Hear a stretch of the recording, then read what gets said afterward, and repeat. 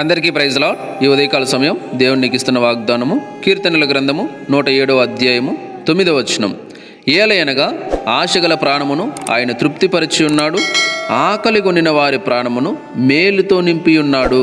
ఎందుకు అంటే ఆశగల ప్రాణము ఆయన తృప్తిపరిచి ఉన్నాడు. ఎవరైతే ఆశ కలిగిన ప్రాణం ఉన్నదో వారిని ఆయన తృప్తిపరిచి ఉన్నాడు అంటే వాళ్ళ ఆశ దేవుడు తీర్చినాడు. ఆకలి కొనిన వారి ప్రాణమును ఆయన మేలుతో నింపి ఉన్నాడు. Praise the lord.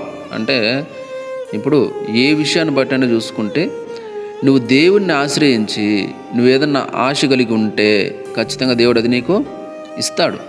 Praise the lord. కానీ అది దేవుని చిత్తమై ఉండాలి. స్వార్థంగా నీ ఇష్టానుసారంగా ఉండడం కాదు, దేవుని చిత్తమై ఉండాలి. అప్పుడు దేవుడు నీకు ఖచ్చితంగా సహాయం చేస్తాడు. అంటే చాలామంది దీనావస్థలో ఉంటారు, అలా ఉండే విశ్వాసులు కూడా ఉంటారు. వాళ్ళు ఖచ్చితంగా దేవుడు వారికి సహాయం చేస్తారు. ఆశ కలిగి ఉంటే ఖచ్చితంగా డెఫినెట్లీ సహాయము చేస్తాడు. వాళ్ళు తృప్తిగా భోంచేస్తారు. యెహోవాను వెదికేవారు ఖచ్చితంగా ఆయనను కీర్తిస్తారు. మీ హృదయాలు ఎప్పటికీ కూడా అప్పుడు సజీవంగానే ఉంటాయి. అంటే దేవుని ఎదుటకు వస్తే, దేవుని చిత్తానుసారంగా ఉంటే, దేవుణ్ణి ఆశ్రయిస్తే, ప్రతి విషయమై కూడా దేవునినే అడిగితే అప్పుడు దేవుడు ఖచ్చితంగా సాయం చేస్తాడు. ఇప్పుడు దేవుడే చెప్పాడు కదా, సింహపు పిల్లలైనా లేమి గలవై ఉంటాయేమో కానీ యెహోవాను ఆశ్రయించే వారికి ఏ మేలు కొదువై ఉండదు అని చెప్పాడు కదా. అంటే సింహపు పిల్లలైనా కూడా వాటికైనా లేమి కలుగుతాయేమో, అవన్న తినకుండా పుస్తులు ఉండే పరిస్థితులు వస్తాయేమో, కానీ యెహోవాను ఆశ్రయించే వరకు మాత్రము అలాంటి స్థితి ఉండదు అంటే దేవుడు చెప్తున్నాడు ఇలాని.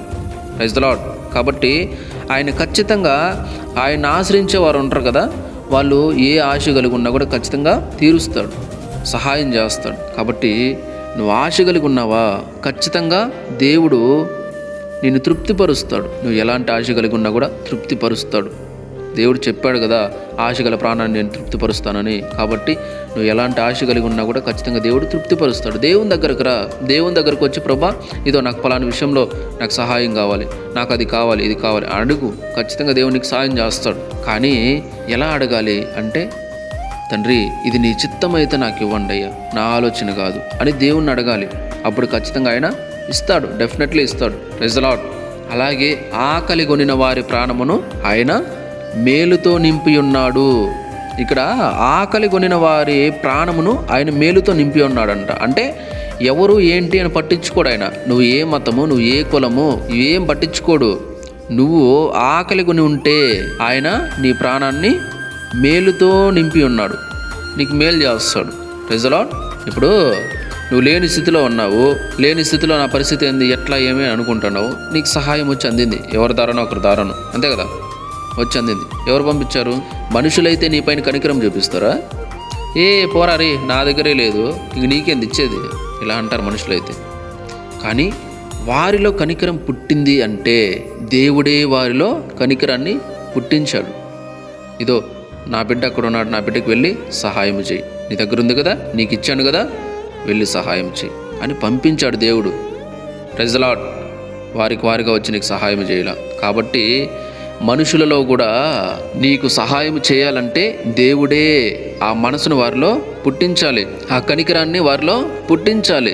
అది దేవుడే పుట్టిస్తాడు, మనుషులకి రాదు. కాబట్టి వారిలో ఆ కనికరం కలిగిందంటే అది దేవుని కృప. ఎలాగోలా నీ దేవుడు నీకు సహాయం చేస్తాడు. Praise the lord. కాబట్టి ఆశగల ప్రాణాన్ని ఆయన తృప్తిపరిచే దేవుడు, ఆకలి కొని ఉంటే మేలుతో నింపే దేవుడు. Praise the lord. కాబట్టి ప్రతి ఒక్కరు కూడా ఆలోచించండి. ఈ సమయంలో ఎవరైనా లేమితో ఉన్నారేమో, లేని స్థితిలో ఉన్నారేమో, ఏంది నా బ్రతుకు, తినడానికి కూడా లేని స్థితి అయిపోతుంది అని బాధపడుతున్నారేమో. బాధపడకండి, ధైర్యం తెచ్చుకోండి, రండి దేవుని దగ్గరికి రండి. ఖచ్చితంగా దేవుడు మీకు సహాయం చేస్తాడు. ఆయన సర్వశక్తిమంతుడు కదా, ఆయనకు అసాధ్యమైనది ఏదీ లేదు కదా, సమస్తం ఆయన కుడి చేతిలోనే ఉన్నాయి కదా. కాబట్టి ఆయనే మీకు సహాయం చేస్తాడు. రండి దేవుని దగ్గరికి రండి. ప్రార్థన చేసుకుందాం. మహాపరిశుద్ధుడ, మహోన్నతర, సర్వాధికారి స్తోత్రములు. సర్వోన్నతర, సర్వసృష్టికర్త, ఘనమైన దేవా, లెక్కలేని కోట్లాది కృతజ్ఞతాస్తుతులు చెల్లిస్తున్నాము తండ్రి. దేవా, మీరైతే ఆశగల ప్రాణమును మీరు తృప్తిపరిచే దేవుడు స్వామి. ఆకలి కొనిన వారి ప్రాణమును మేలుతో నింపే దేవుడయ్యా, అందుని బట్టి కృతజ్ఞతలు చెల్లిస్తున్నాము తండ్రి. దేవా, ఈ సమయంలో ఎంతమంది అయితే ఆశ కలిగిన ప్రాణమున్నారో వారందరినీ మీ చిత్తమైతే తృప్తిపరచండి.